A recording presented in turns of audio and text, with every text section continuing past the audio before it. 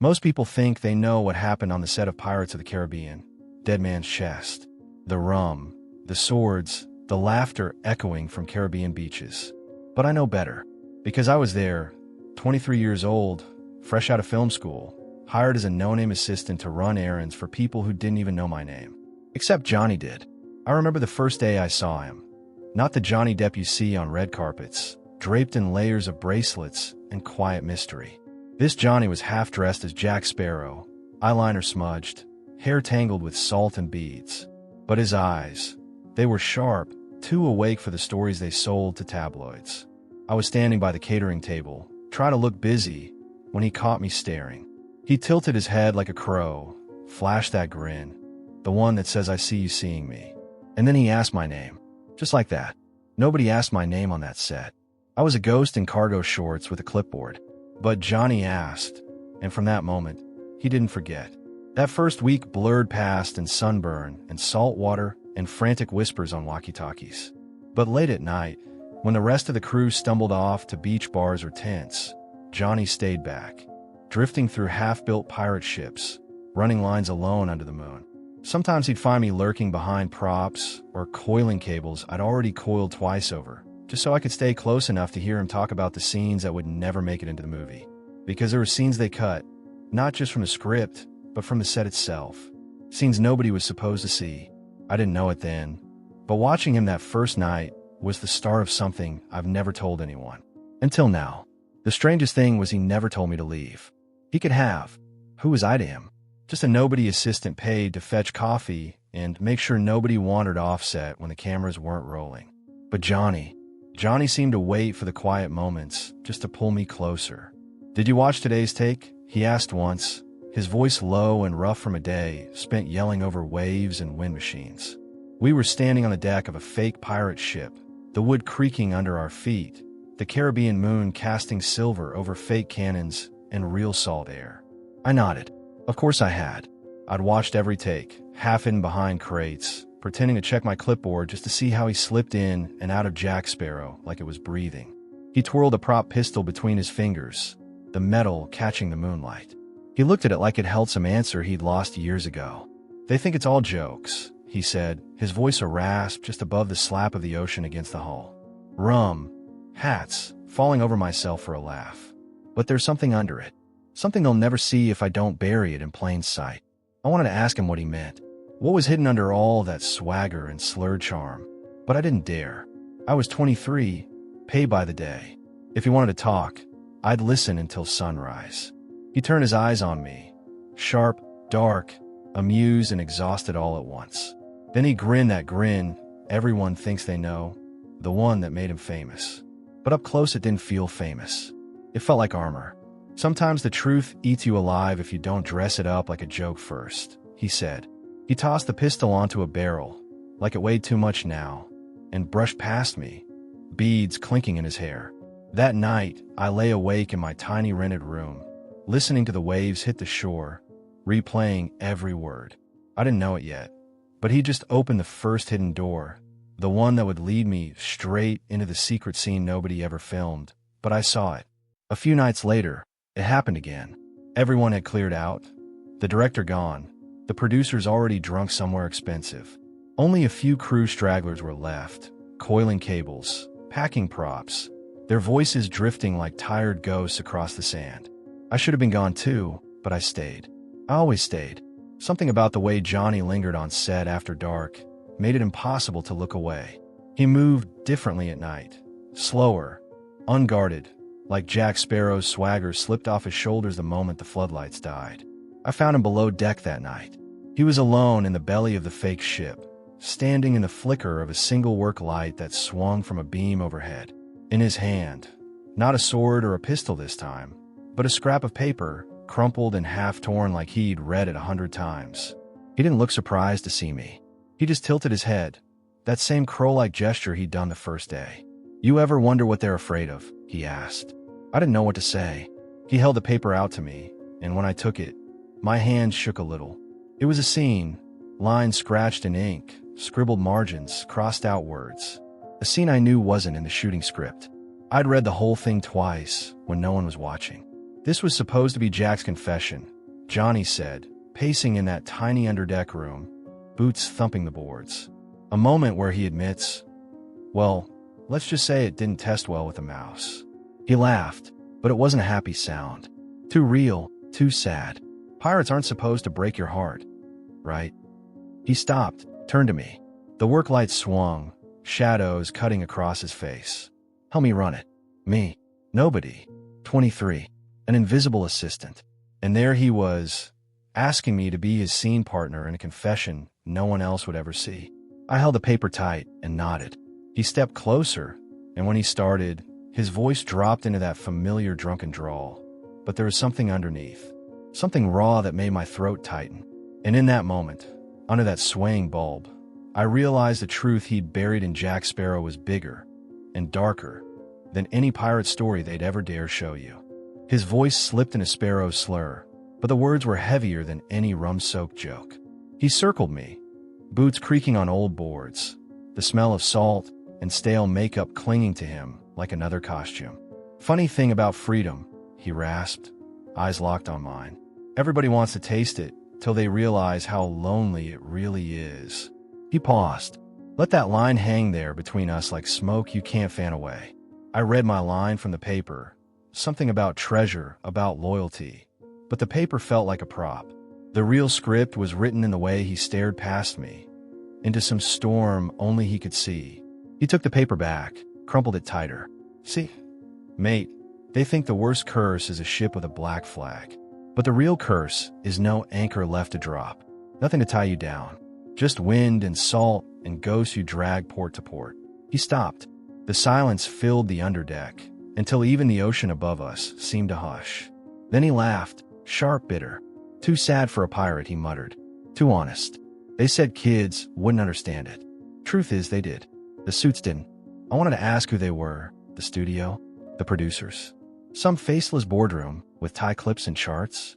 But the way he looked at me said he didn't want questions. Instead, he tucked the crumpled scene into his vest. A secret tucked inside Jack Sparrow's rags. A week later, I heard the rumor, whispered by the grip boys, half drunk behind the trailers, that someone from the studio found out Johnny was running that line off the books, that they sent a handler to watch him closer, that some scenes were shot at night, just him in a handheld, then destroyed before dawn. True, who knows? But standing in that underdeck room, watching him breathe life into a line nobody would ever hear, I knew something bigger was buried beneath the swashbuckling jokes and rum. Something they didn't want you to see. It happened on a night the ocean refused to calm down. Waves pounding the fake ship, so hard the grips had to tie sandbags to keep lights from toppling over. Most of the crew packed up early. Nobody wanted to be on deck when the wind whipped the palm trees sideways. Except Johnny and me, because by then, I didn't know how to leave when he stayed behind.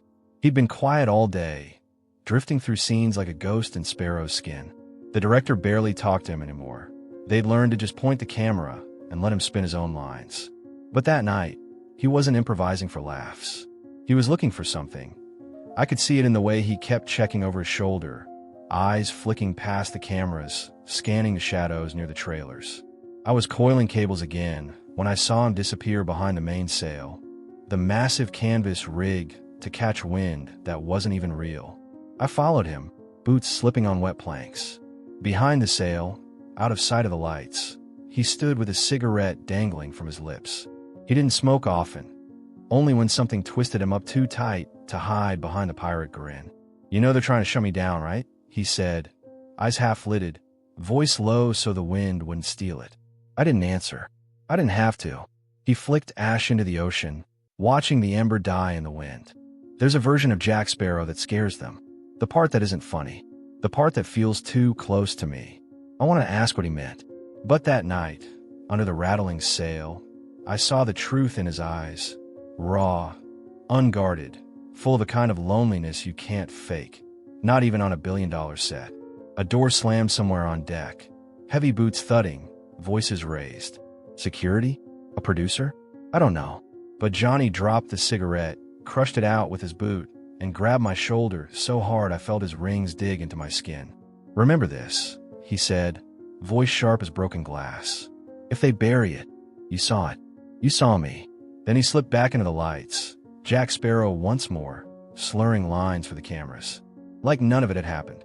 Like that raw, broken man under the sail never existed at all. By dawn, the storm had calmed, but the set felt different, like the wind had stolen something we couldn't get back. The crew shuffled in, bleary-eyed, pretending not to notice the tension buzzing through every cable, every hushed radio call. I found Johnny near the props tent, still half-dressed as Sparrow, eyeliner smudged, hair tangled. He looked at me once, just once, and it was enough. We both knew that night hadn't been just drunken lines in the dark. Someone else knew too. Word spread fast. One of the handheld tapes was missing. Not the main camera reels, but a small, grainy backup they sometimes used when Johnny slipped into these late-night experiments. Nobody knew what was on it, except him, and now me. The producer's assistant found me by the catering truck an hour later. He didn't even bother with fake smiles. Just leaned in too close, voice low enough that the coffee machine nearly drowned him out. "You're new here, right? Smart kid. You want to keep working in this town." His breath smelled like stale mints and cheap coffee. "Then you forget about any off-script garbage you think you saw. Understand?" He didn't wait for me to answer. Just patted my shoulder, the same spot Johnny's rings had bruised the night before, and walked off like he'd just given me career advice instead of a warning. I stood there, half listening to the crew joke about breakfast burritos, my heart hammering so hard I thought it might crack my ribs. That missing tape, that secret line about freedom, loneliness, ghosts at sea, it wasn't just a rumor now. It was proof. Proof that Jack Sparrow was more than a drunk pirate with eyeliner. Proof that sometimes the truth is so raw, they'll do anything to keep it buried. For the next few days, I kept my head down. I did what they paid me for, hauling cables, running errands, nodding at people who never bothered to learn my name. But inside, my mind replayed that night behind the sail on a loop. His grip on my shoulder, that missing tape, the way the producer's guy hadn't threatened me with fists, he'd threatened me with silence. One night, after we wrapped late, I found something tucked in my gear bag. A scrap of paper, folded once, smudged with oil and sand. No note, no name, just 3 lines scribbled in black ink, the same tight scrawl I'd seen on that cut script. "Freedom's a ship without an anchor. Lonely ghosts make good sailors. Don't forget." No signature, but I didn't need one. It was him, Johnny, or Jack, or maybe both. By then, I wasn't sure there was a difference anymore. I hid that note deep in my pocket, heart thudding so loud I swear the night crew could hear it. I knew what it meant. He was telling me not to let it disappear. Even if they burned the tape, rewrote the scene, drowned every rumor in rum and laughs. I'd seen it. I'd heard the truth behind the swagger. But knowing and telling are two different things. And telling could bury me, the way they'd bury him if he pushed too far. So I said nothing. I finished out the shoot like a ghost, there but unseen. I watched him slip on the Sparrow grin by day and let it slide off like old paint at night. And sometimes, in the dark when the crew stumbled away drunk, I saw him look straight at me. Just for a second, enough to say, "You still remember, don't you?" I did. God help me, I did. The last days of the shoot felt like a carnival that knew the tents would come down soon. Sunburned crew laughed too loud. Extras in pirate rags drifted around the fake village, set like ghosts waiting to clock out. Everyone wanted to rap and get paid. But under the jokes and the clinking of empty rum bottles, you could feel it, the tension humming in the shadows. The rumor was the studio had flown someone in, a fixer in a crisp suit, to make sure Johnny stuck to the pages they approved. No more late-night lines. No more confessions in the dark. Some said they threatened to shut the shoot down. Others whispered about insurance issues. But the older grips just shrugged. They'd seen stars get muzzled before. They knew how the machine worked. I stayed out of sight as much as I could. Did my job. Kept that note folded in my wallet like a secret I wasn't ready to bury. But one night, 2 days before we wrapped, he found me one last time. It was behind the props truck, where broken barrels and fake swords waited to be packed away for the next sequel. He didn't have the Sparrow costume on, just black jeans, an old shirt, sunglasses even though it was nearly midnight. He looked tired, older than he did on screen. But the grin was still there, cracked, genuine, sad. "You kept it?" he asked. He didn't have to say what it was. I nodded. My throat felt dry. "Yeah." He smiled, But his eyes were sharp, searching my face like he was trying to see if I really understood. "Good," he said. He pulled something from his pocket. A small coin, weathered, heavy in my palm when he dropped it there. "Keep that too. Someday you'll know why." I tried to ask him what it meant, the lines, the tape, the ghosts at sea. But he just laughed, clapped my shoulder. "Freedom's a ship without an anchor, kid. Don't forget that." Then he was gone, swallowed by the chaos of the final shoe call. And just like that, I was alone again, a no-name assistant with a pirate's coin, a folded note, and a secret that would haunt me every time I saw Jack Sparrow swagger across the screen. The wrap party was held on the beach, the same stretch of sand where we had filmed endless takes under blazing sun and starry skies. But tonight, it was different. The air hung heavy with salt and tension, the salty breeze carrying not just the ocean's scent, but whispers, half-truths, and unspoken fears. I arrived late, as usual, trying to disappear into the crowd of exhausted crew, actors still in costume, and studio executives whose smiles never quite reached their eyes. Around bonfires, laughter bubbled up, loud and forced, punctuated by the clinking of beer bottles and the occasional whoop of celebration. But beneath it all, a fragile unease trembled. I spotted Johnny immediately. Gone was the pirate swagger. He wore a simple black jacket over a faded t-shirt, his hair pulled back loosely, eyes scanning the crowd like a man looking for an escape route he couldn't find. He moved through groups with a strange grace, smiling at familiar faces, but carrying a storm behind those eyes. I approached cautiously, feeling like I was stepping into a charged current. He saw me, gave a nod that was both acknowledgement and warning. "Come with me," he whispered, voice low enough to cut through the noise but soft enough to feel like a secret. We slipped away from the crowd, down a narrow path lined with palm trees swaying in the wind. The ocean roared nearby, waves crashing against the shore like the beating of a restless heart. We found a secluded cove, the moonlight painting silver patterns on the sand and sea. Johnny leaned against a jagged rock, pulling a cigarette from a worn pack. He lit it, the glow briefly illuminating the sharp planes of his face. Exhaustion, pain, defiance tangled together like smoke curling into the night. "They came down hard tonight," he said, eyes fixed on the flickering flame. "There's talk of hush money, of making sure I keep my mouth shut." I swallowed hard, the weight of his words sinking deep. This wasn't just about a missing tape or a cut scene anymore. This was something bigger, a battle he was fighting in shadows where cameras never reached. "What?" I asked, voice barely more than a breath. "Why does it matter so much?" He looked at me then, really looked, the mask slipping for just a moment. "Because the truth," he said quietly, "is a weapon. And sometimes, the people who pay for the movie are the same ones who want to bury what it's really about." A silence settled between us, thick and heavy. The ocean's roar was the only sound as I tried to make sense of everything. The secret scenes, the lost tape, the threats, and the weight Johnny carried like an anchor nobody else could see. I wanted to ask if he was scared, if he thought he'd win, but the words caught in my throat. Instead, he crushed out his cigarette, his fingers trembling just slightly. "Promise me something," he said, voice low and urgent. "If they come knocking, if they try to buy your silence, you don't take it. You don't let them win." I nodded, though my heart pounded with fear and uncertainty. Johnny smiled then, a sad, fleeting thing, like a candle guttering in the wind. "Good, because this story, it's bigger than all of us." The days after that night felt like walking through fog. Thick, suffocating, with the faint outline of danger lurking just beyond sight. The crew joked, the cameras rolled, and the world went on as if everything was normal. But I knew better. I saw the undercurrents, the sideways glances, the hushed conversations stopping when I walked by, the sudden, urgent meetings behind closed doors. Johnny kept his distance, not because he didn't trust me anymore, but because he was carrying something too heavy for anyone else to bear.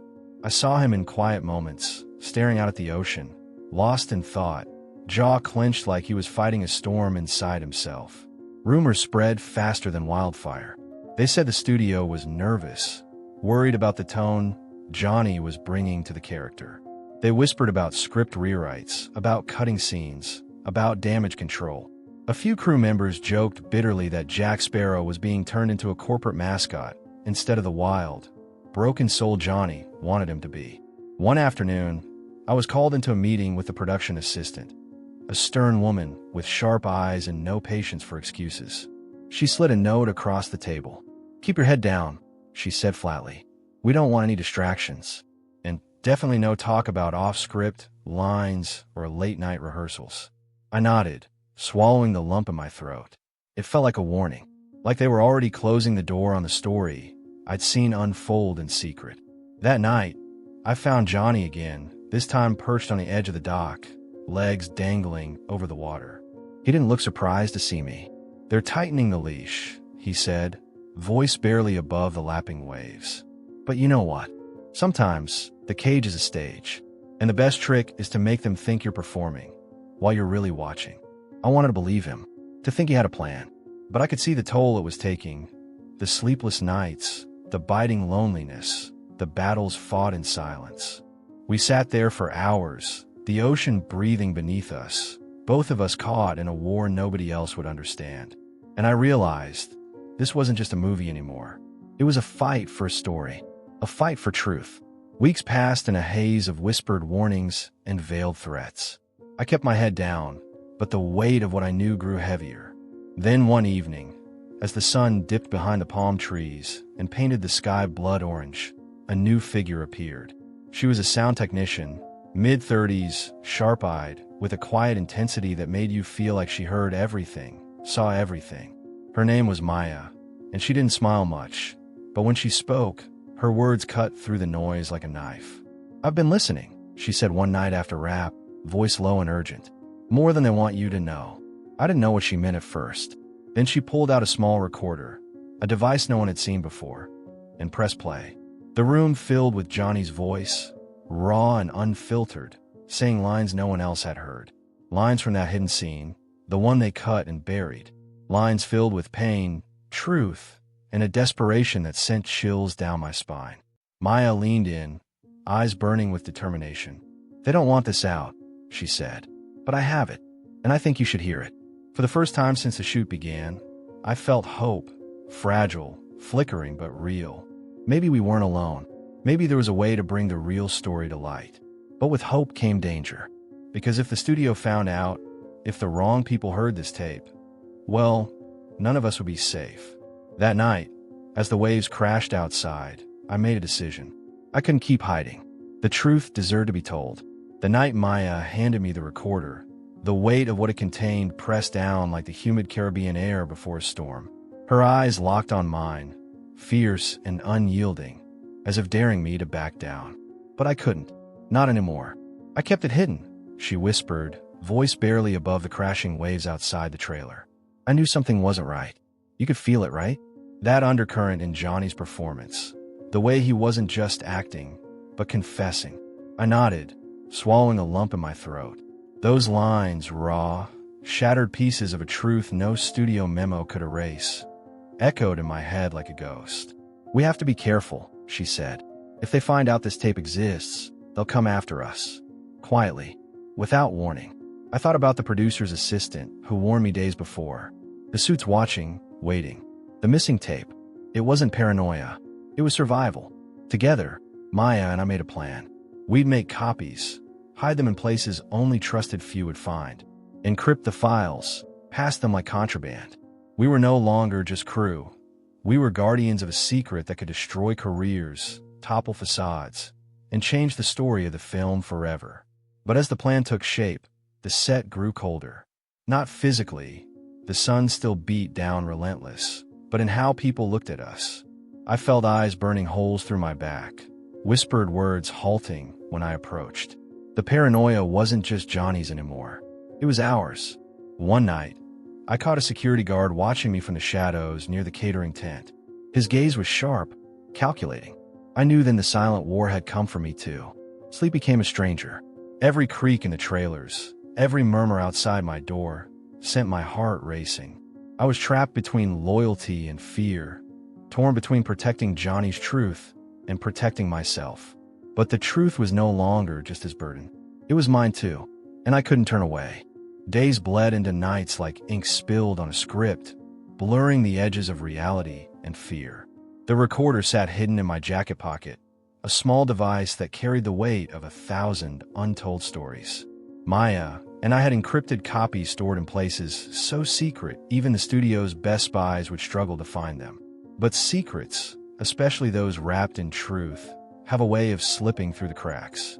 It started with a whisper, a hushed conversation caught between two assistants near the makeup trailer. Then a tweet from an anonymous account hinting at a hidden scene from the latest blockbuster. A grainy video leaked online showed Johnny, out of character, speaking lines that no official release ever included. The backlash was immediate. Studio execs flew into damage control overdrive, spinning stories about rogue footage, unauthorized takes, even blaming hackers for the leak. But the people who mattered knew better. Johnny's world cracked open. Paparazzi circled like vultures. Tabloids spun narratives that twisted his words into scandals. The line between Jack Sparrow and Johnny Depp blurred in the public eye. But nobody saw the man behind the mask, the fractured soul trying to hold on to a story that refused to be silenced. I was terrified. The safe bubble I'd hidden and burst.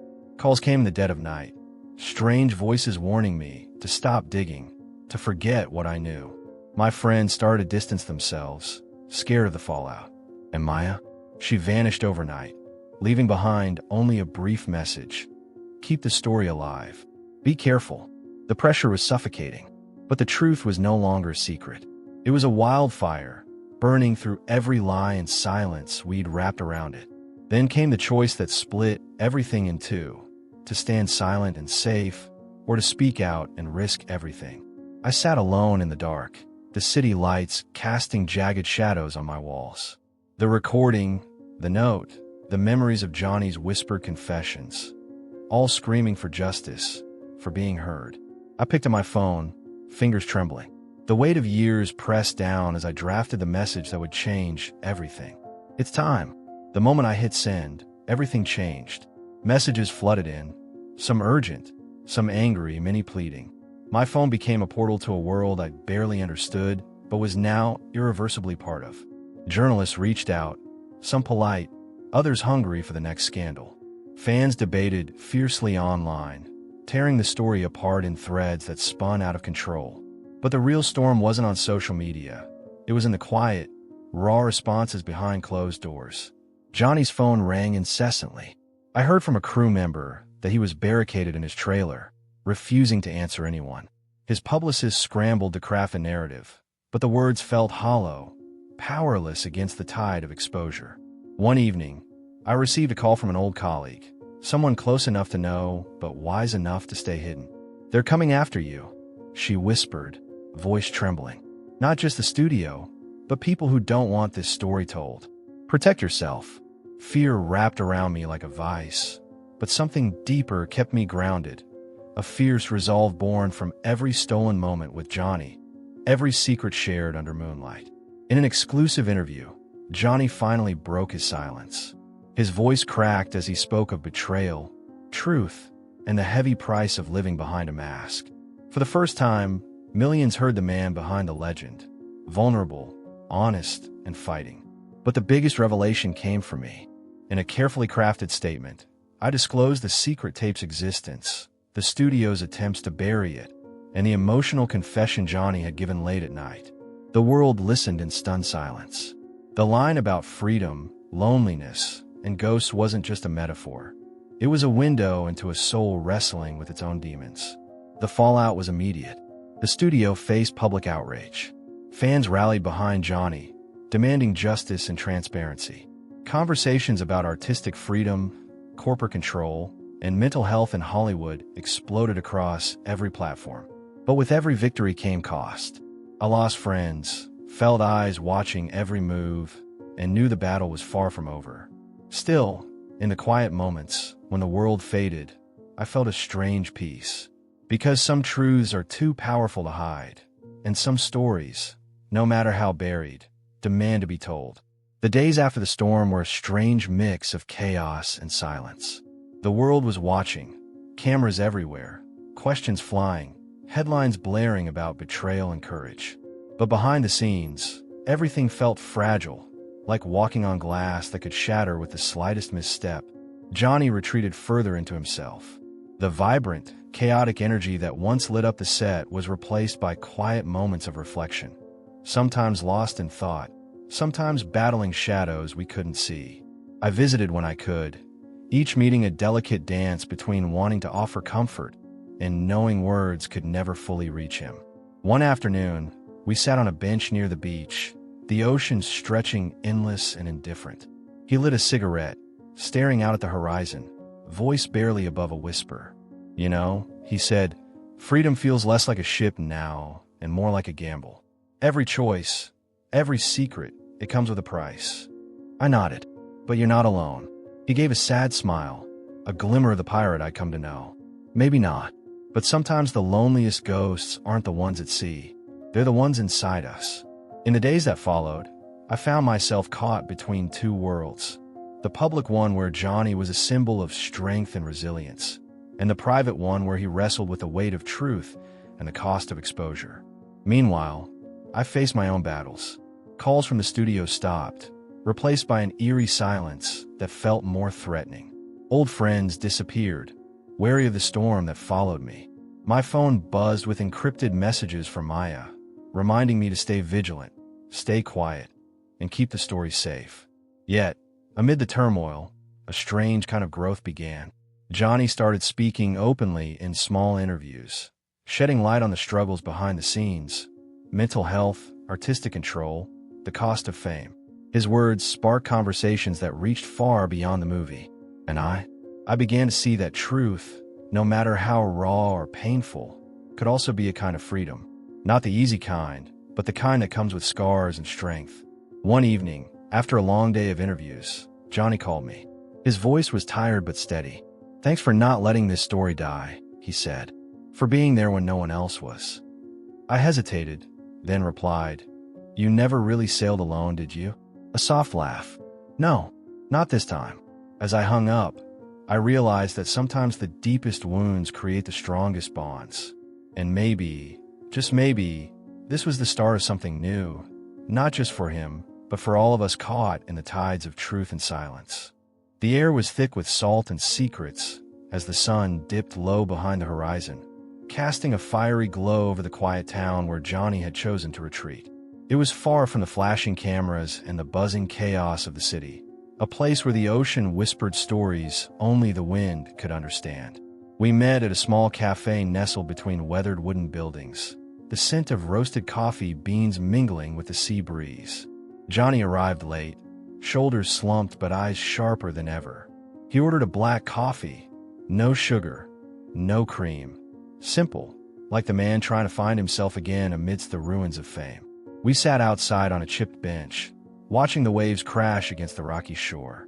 For a moment, neither of us spoke. The weight of everything, the leaked tape, the threats, the public scrutiny, hung heavy between us like an invisible storm cloud. Finally, he broke the silence. "You ever wonder what it means to be free?" His voice was low, almost fragile, but there was a steel beneath it, a survivor's grit. I nodded slowly. "I think freedom's not about escaping chains, but choosing which ones to carry." Johnny's laugh was quiet, a rasping sound that spoke of pain and hope tangled together. That's a pirate's wisdom right there. But some chains cut deep. We talked for hours, about mistakes, forgiveness, and the rawness of living a truth most people fear. He spoke of his ghosts, not just the ones caught in those secret scenes, but the ones that followed him in quiet moments. Guilt, regret, love lost and found, battles fought behind closed doors. He told me about the nights spent staring at the ceiling, haunted by a life he could never rewrite, and the fragile hope in waking each morning to try again. "It's easy to get lost," he said, eyes distant, "but harder still to find your way back." As the sky faded to twilight, Johnny reached into his pocket and pulled out the worn coin, the one he'd given me on the set, the symbol of our secret pact. He held it between us. "Whatever happens," he said, voice steady, "remember why we fought. For the story, for the truth, for the freedom to be broken and whole all at once." I looked at the coin, then at him, feeling the weight of every unspoken word, every secret kept, and every battle yet to come. In that moment, I understood that legacy wasn't about fame or fortune. It was about courage. The courage to stand when the world tries to bury you, to speak when silence feels safer, and to hold onto the pieces of yourself even when they feel shattered. We parted that night with a quiet promise, not just to each other, but to everyone who ever needed to hear that truth was worth fighting for. The days after that cafe conversation stretched into a surreal dreamscape where reality and hope danced on a razor's edge. The world outside was still roaring. Headlines blared, social media exploded, and every whisper felt like a thunderclap. But between those moments of chaos, there were rare pockets of calm, fragile as glass, but precious beyond words. Johnny and I moved through those days like ghosts. Public appearances were carefully scripted, smiles rehearsed. Yet, beneath the polished veneer, I caught glimpses of a man wrestling with shadows that no spotlight could reach. One evening, as twilight bled into night, I found Johnny standing alone on the edge of a cliff overlooking the restless sea. The sky above was a riot of stars, cold and distant, like silent witnesses to his inner battle. He didn't turn when I approached, but his voice carried across the breeze, low and raw. "Funny," he said, "how the brightest lights cast the darkest shadows." We stood side by side, two souls caught between worlds, one public, one private. "I'm tired," he confessed, voice breaking for the first time. "Tired of fighting battles no one sees, of wearing masks that suffocate." I reached out, placing a hand on his shoulder, steadying him against the weight of it all. "It's okay to be tired," I whispered, "but you don't have to carry it alone." For hours, we talked beneath the cold stars, about loss and redemption, about the cost of truth and the price of silence. Johnny shared stories he'd never told anyone, moments of vulnerability hidden behind the swagger, fears masked by laughter. He spoke of the 5 years he'd spent trapped in a cycle of silence, the years before this storm when the world only saw the surface. He told me about the nights haunted by self-doubt, the battles with addiction and betrayal, and the fragile hope that kept him breathing. "I'm not the hero in this story," he said, voice cracked but steady. "I'm just a man who decided to stop running." As dawn approached, painting the horizon with hues of fragile gold, Johnny's eyes held a new light, one born of acceptance, of wounds faced, not hidden. The days that followed brought an unexpected tide of support. Fans rallied with heartfelt messages, strangers shared stories of their own battles, and voices rose to demand change in an industry too often cloaked in silence. But amid the noise, the quiet moments mattered most. A letter from a young fan, a simple smile from a crew member, the touch of a friend who reminded him he was seen, not just as a star, but as a human. And me? I stood at the edge of it all, carrying the weight of secrets, the scars of battles fought in shadows, and the hope that maybe, just maybe, truth could heal what fame and fear had broken. That night, as the ocean whispered ancient lullabies, I realized this story wasn't just about Johnny Depp or a lost tape. It was about all of us, our fears, our lies, our courage to face what we try to hide. And as the world spun on, I held on to one truth above all. Sometimes, the most powerful stories are the ones whispered in the dark. The morning light spilled softly through the cracked window of the small apartment where Johnny had taken refuge. The world outside was waking, cars humming, birds calling, the distant murmur of a city that never truly slept. But inside, time seemed to slow, as if holding its breath for what was to come. Johnny sat by the window, a worn journal resting on his lap. His fingers traced the faded leather cover, as if it held every secret he'd ever dared to whisper. The room smelled faintly of tobacco and sea salt, a reminder of the coast where we had shared our truths under the stars. He looked up as I entered, eyes tired but calm. No swagger, no mask, just a man stripped bare by storms and scars, standing at the edge of a new dawn. "We made it," he said quietly. "Or maybe we survived." I smiled, feeling the weight of those words settle deep within me. The journey had been brutal, filled with shadows, betrayals, and silent wars fought far from the public eye. But here we were, survivors not just of a broken system, but of our own fears. He opened the journal, revealing pages filled with scrawled thoughts, unfinished poems, and fragments of dialogue from that lost scene. The lines that had become a lifeline in the darkest nights. "Freedom's a ship without an anchor," he murmured, reading the words aloud. "Lonely ghosts make good sailors. Don't forget." I nodded, the truth of those words echoing like a heartbeat. "Tell me," he said, voice steady now, "what do you see when you look back at all this?" I paused, memories flooding, late nights on set, whispered secrets, the thrill of rebellion, the crushing weight of silence. "I see a story," I said finally, "not just of a man or a movie, but of truth fighting to be heard, of courage wrapped in brokenness, of hope that refuses to die." Johnny smiled then, a real smile, one that reached his eyes and warmed the room. "Then maybe it's time to tell it all," he said. "No scripts, no shadows, just the truth." We spent the day drafting that story. Every secret, every struggle, every quiet victory. The tape, the note, the coin, all symbols now of a fight that had become bigger than either of us. As evening fell, we stepped outside, the sky ablaze with colors too vivid to name. The ocean stretched endlessly before us, a mirror of all the battles and dreams we'd carried. Johnny reached into his pocket and handed me the coin again, a final gift.